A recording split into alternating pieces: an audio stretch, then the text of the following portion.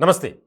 తెలంగాణలో హెచ్ఎండిఏ మాజీ డైరెక్టర్ శివ బాలకృష్ణ వ్యవహారంతో ఒక్కొక్క విషయం వెలుగులోకి వస్తుంది. చాలా ముఖ్యమైనటువంటి అంశాలు తెరపైకి వచ్చాయి.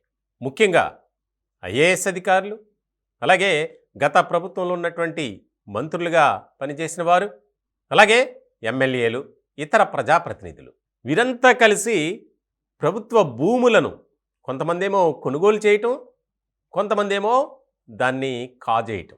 ఏవైతే అసైన్మెంట్ ల్యాండ్స్ అలాగే ఇతర ప్రభుత్వ భూములు ఉన్నాయో వాటిని తమ పేరు మీద రిజిస్ట్రేషన్ చేయించుకోవటం.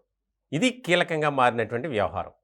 దీనికి సంబంధించి రేవంత్ సర్కార్ హై ఫోకస్ పెట్టింది. సుమారు ఇప్పటి వరకు ఐడెంటిఫై చేసినటువంటి ల్యాండ్స్ తాలూకు 7,000 ఎకరాలు భూములు ఇలాగా అన్యాక్రాంతం అయ్యాయి. చాలా కీలకమైనటువంటి పరిణామంగా తీసుకున్నారు రేవంత్ రెడ్డి. వాస్తవానికి ఈ హెచ్ఎండిఏ శివ బాలకృష్ణ వ్యవహారం జరగకపోతే ఏ అంశం కూడా బయటకు వచ్చేది కాదు. ఎప్పుడైతే ఆయన్ని కస్టడీలోకి తీసుకుని విచారించిన తర్వాత ప్రధానంగా వచ్చినటువంటి అంశం మాజీ సిఎస్ సీనియర్ ఐఏఎస్ అధికారి సోమేష్ కుమార్ తన భార్య పేరున 25 ఎకరాలు కొనుగోలు చేయటం, అది కూడా అతి తక్కువ ధరలకు. తర్వాత వరుసగా ఒక్కొక్క వ్యవహారం బయటపడింది. దీనికి సంబంధించి ఐఏఎస్ అరవింద్ కుమార్ గారు, మాజీ ఐఏఎస్ రజత్ కుమార్ గారు, ఇట్లా ఒక్కొక్కరి పేర్లు వెలుగులోకి వచ్చాయి. ఇప్పుడు ప్రభుత్వం సేకరించినటువంటి చాలా కీలకమైనటువంటి సమాచారాన్ని బట్టి ముఖ్యంగా 4 ఐఏఎస్లు ఇప్పుడు ఫోర్స్లో ఉన్నారు. అలాగే 3 రిటైర్డ్ ఐఏఎస్ అధికారులు. అంటే మొత్తం 7 అధికారులు, కొంతమంది గతంలో పనిచేసినటువంటి మంత్రులు, బీఆర్ఎస్ పార్టీకి చెందినటువంటి ఎమ్మెల్యేలు, ఇతర ప్రజాప్రతినిధులు, ఆయా శాఖల్లో ఉన్నటువంటి ఇంకా కొంతమంది ముఖ్యమైనటువంటి అధికారులు. వారి వివరాలన్నీ ముఖ్యమంత్రి రేవంత్ రెడ్డి గారి దగ్గర ఉన్నాయి. దీనికి సంబంధించి ఏ విధంగా మనం ముందుకు వెళ్ళాలి, ఎందుకనంటే న్యాయపరమైనటువంటి ఇబ్బందులు రాకూడదు. అలా అని చెప్పి ఇంత జరిగింది అని ప్రజలకు కూడా మనం తెలియజేయాలి.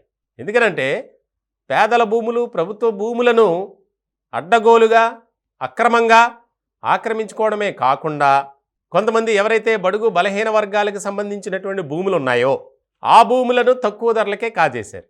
మనం ఆ మధ్య చూసాం.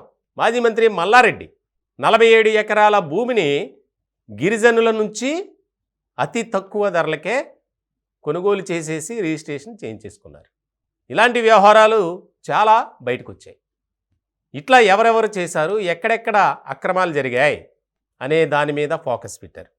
ముఖ్యంగా మేడ్చల్, రంగారెడ్డి, సంగారెడ్డి జిల్లాల్లో కలెక్టర్లుగా గతంలో పనిచేసినటువంటి ఉన్నతాధికారులు, ముఖ్యంగా ఉమ్మడి నల్గొండ జిల్లా, ఖమ్మం, మహబూబ్ నగర్, రంగారెడ్డి, వరంగల్ జిల్లాకు సంబంధించినటువంటి కొంతమంది మాజీ మంత్రులు, అలాగే ఇతర ప్రజాప్రతినిధులు, ముఖ్యంగా గులాబీ పార్టీకి సంబంధించినటువంటి నేతలు, వీరంతా చేసినటువంటి అక్రమాలు, అరాచకాలు ఒక ఫైల్ రూపంలో ఆధారాలతో సహా ఉన్నాయి. దీనికి సంబంధించి ఒక్కొక్క ఎకరం 15 నుంచి 30 కోట్ల రూపాయలు విలువైనటువంటి ధర పలుకుతున్నటువంటి సమయంలో ఆక్రమించుకోవటం లేదా తక్కువ ధరకే కొనుగోలు చేయటం, వీటిని కూడా ఐడెంటిఫై చేశారు. దీనికి సంబంధించి ఇప్పుడు ముఖ్యంగా రేవంత్ సర్కార్ చాలా కీలకమైనటువంటి నిర్ణయం తీసుకొని దానికి సంబంధించి అడుగులు వేగంగా వేయబోతుంది. ఇప్పటికే ఈ టోటల్ ఏదైతే ల్యాండ్ ఇష్యూ ఉందో ఇదంతా నేను చెప్పింది ఇప్పుడు భూముల వ్యవహారానికి సంబంధించి కేవలం. ఇంకా చాలా ఉన్నాయి అక్రమాలు, అరాచకాలు.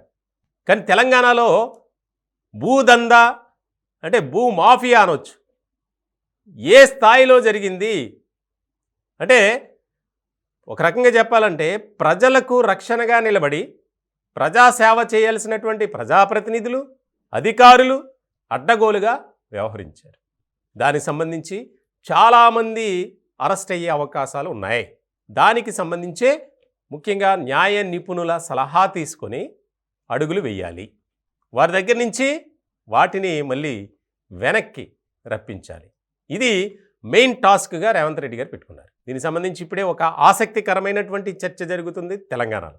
అంటే ఎక్కడ ఖాళీ జాగా ప్రభుత్వ భూమి కనిపిస్తే చాలు అక్కడ మాది అనిపించుకోవడానికి గులాబీ పార్టీ నేతలు ఏ రకంగా అక్రమాలు చేశారనేది అర్థమవుతుంది. దీనికి సంబంధించి చాలా కీలకమైనటువంటి పరిణామాలు చోటు చేసుకోబోతున్నాయి రానున్న కాలంలో.